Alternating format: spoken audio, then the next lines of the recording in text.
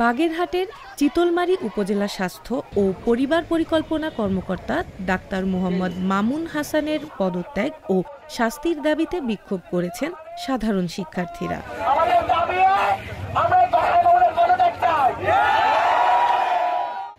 20 August দুপুরে চিতলমারী উপজেলা স্বাস্থ্য কমপ্লেক্সের সামনে সাধারণ ছাত্র জনতা জড়ো হয়ে একটি বিক্ষোভ মিছিল বের করেন।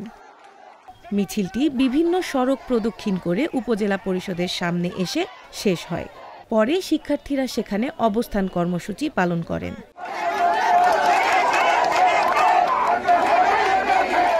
আমি প্রতিবন্ধী স্কুলের প্রধান শিক্ষক।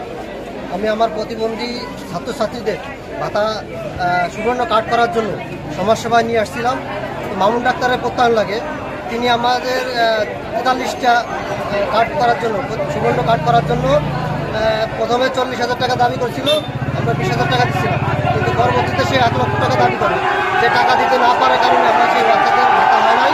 আমরা তার কোনোভাবে বদলি চাই না, কারণ আমরা জানি কুত্তার লেজ টানলে সোজা হয় না। সেটা কুত্তার লেজ, তাকে যদি আমরা অন্য কোনো জায়গায় দেই, কোনো থানায় দেই, সেখানে আবার সে দুর্নীতি করবে। আমরা চাই না সে দুর্নীতি করুক। আমাদের পদত্যাগ চাই, আমাদের এক দফা এক দাবি কসাই মামুনের পদত্যাগ চাই। শিক্ষার্থীরা জানান, দায়িত্ব গ্রহণের পর থেকে নানা অনিয়ম ও দুর্নীতি করে আসছেন ডাক্তার মামুন।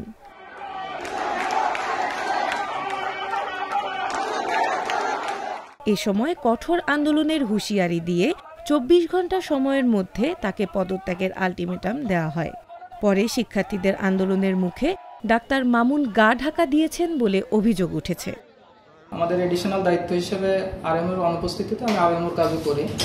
তো গতকালকে আমাদের স্যার আমাকে রাত 11:30টার দিকে, আমি তখন ডিউটিরত অবস্থায় ছিলাম, উনি আমাকে ফোন দিয়ে বলেন যে ওনার বাচ্চা অসুস্থ, এই জন্য ওনার জরুরি ভিত্তিতে ঢাকা যাওয়া দরকার।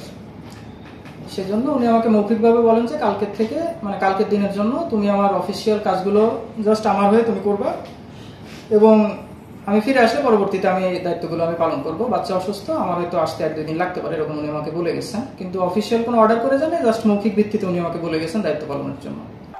এদিকে অভিযোগ সম্পর্কে ডাক্তার মামুনের সঙ্গে কথা বললে তিনি জানান, আমরা তো বিসিএস ক্যাডার অফিসার, আমাদের গভর্নমেন্টের আমরা 6 গ্রেডের একজন সরকারি কর্মকর্তা। আমাদের ডিপার্টমেন্ট আমাদের বদলি করুক, আমাদের ডিপার্টমেন্ট আমাদের যা করে আমরা তাই মাথা পেতে নিতে বাধ্য। আমাদের তো পদত্যাগ বলে কোনো কিছু নাই। 24 আওয়ার্সে বদলি করতে পারে আমাদের ডিপার্টমেন্ট, আমাদেরকে ওএসডি করতে পারে আমাদের ডিপার্টমেন্ট আমাদের যা খুশি করবে, আমরা সেটা ডিপার্টমেন্টের নির্দেশনা অনুযায়ী চলবো।